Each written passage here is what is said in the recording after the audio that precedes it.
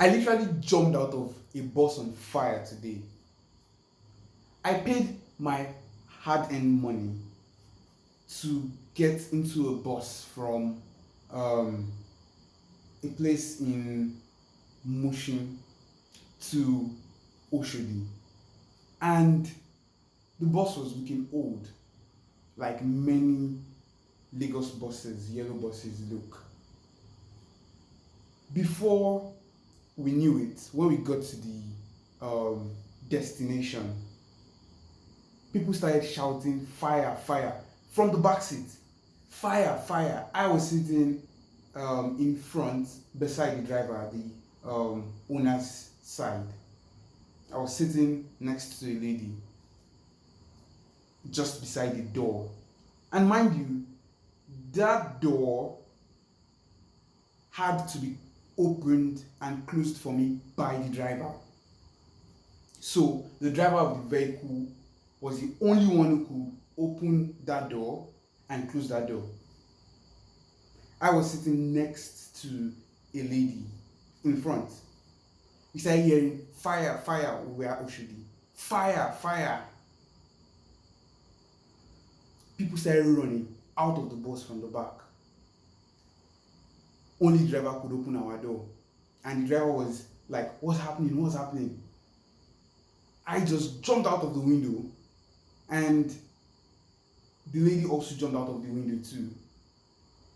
In fact, I almost injured myself, but I didn't injure myself. Fire engulfed from the rear. I believe the engine or something was at the boot, and there was live fire. You know, this was just the height of it for me, especially for someone who has always not want to be on the road. I try to avoid being on the road in Nigeria as much as possible because there are so many problems, too many problems on the road. Do you want to talk about the state of the road, the bad road, or do you want to talk about the fact that nobody obeys any traffic rules, or do you want to talk about the fact that the cars are in bad condition? Like, where do you want to start talking about? Where do you want to start talking about? All of these things just get me, and I'm like, try to avoid the road as much as possible.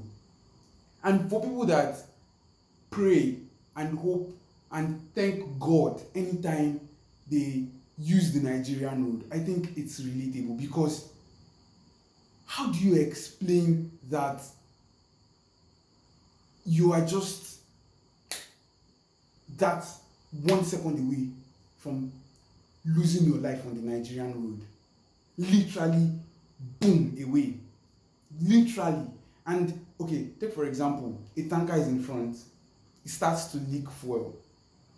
There is hold up behind the tanker because it's a big tanker and it's on a small road. It starts to leak fuel, and boom, before you bah, bah, bah, you would be in an hold up thinking, oh, it's just a go slow, we don't know what's going on in front. Then boom, before you can blink, you're gone.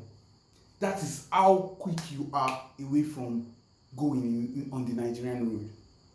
One recently happened to me, well, not to me, but I witnessed it at what's the name of this place where the NYC camp is? Forgetting the place now. I would remember during the course of this.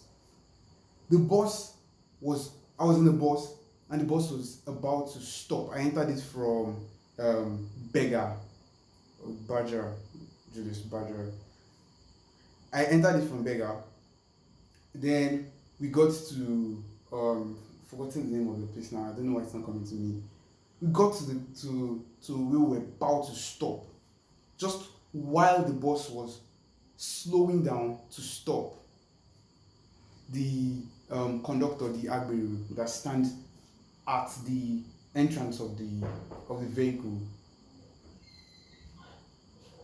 was trying to get down from the bus. While he was trying to do that, the bus door fell on a walk. What do they call this guys? Pedestrian. You're just walking, bro.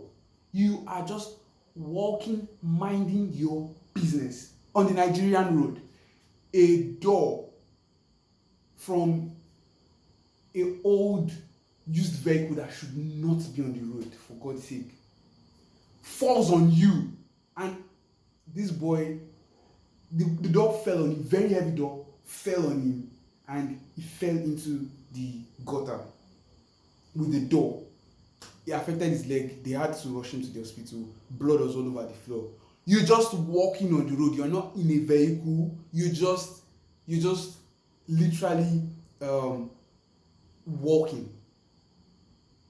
And that is how quick you can lose your life and lose your body parts on the Nigerian road. That is how quick. And it is so sad. It is so sad. It is so sad that this is the norm. It just happens to be the norm. Nothing seems to be done about it. The drivers, you tell them, oh, it's compulsory to put your seatbelt. They don't even have the seatbelt is literally a rope. Bro, the seatbelt is literally a rope. It can't stop nothing. Those old vehicles don't even have airbags. And the crazy thing for me is that growing up in all of this as a young person, it is easy for you to start to see it as a norm. It is easy for you to start to see this as the way to live your life, such that you pass it on to the next generation.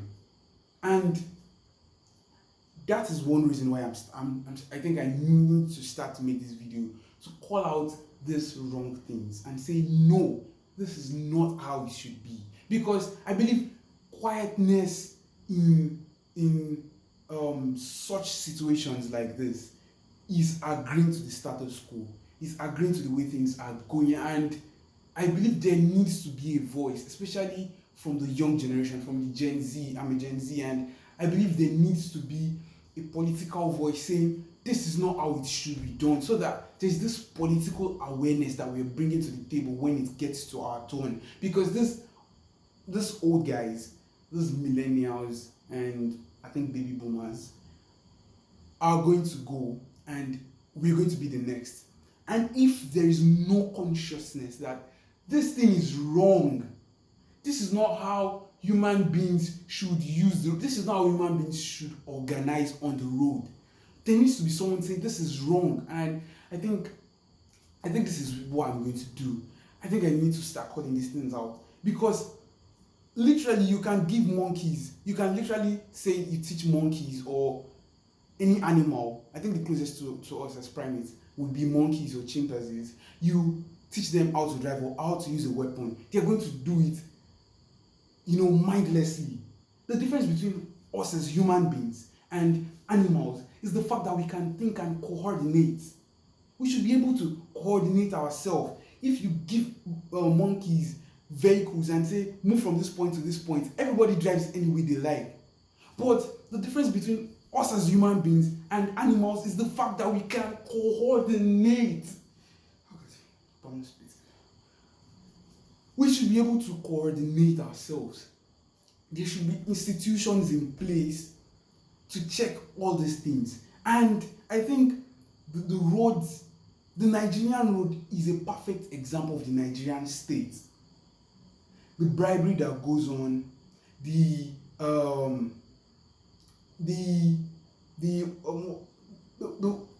whims and caprices. I mean, just do what you like.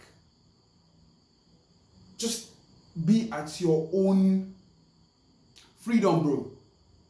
Literally no rule. You can literally face a one way, literally, and there will be no consequence, except in very particular places where there are officials, trying to catch, and for them it's trying to catch you to give them money. And at the end of the day, it's not a cultural thing to organize ourselves. That needs to change. We need to grow in a society where organization is the norm. We need to pride ourselves in our ability to organize each other. And I'm hoping that the next generation starts to take note of what is wrong and doesn't just accept things, you know, hook, line, and sinker without picking only the right things, throwing away the wrong things, and building a society that we can all live in and all enjoy. Many of these deaths are preventable. Okay, I remember the name of the market that I said the door fell on someone. That was Yano Ipaja. That was where that happened. Now, we need to create a society where all of us can live organized and in peace. And I believe this generation, having noted the wrong things, can effect the change. We can effect the change, and we can, especially if we start to organize ourselves and start to shape our ideas early enough, before we just subconsciously, just imbibe all of this wrong culture. So please, young guys, this is wrong. The state is in a mess, and let's work together to create a better one. Let's study and let's see how we can create a better society, much more better than we have now. Thank you. See you in the next one.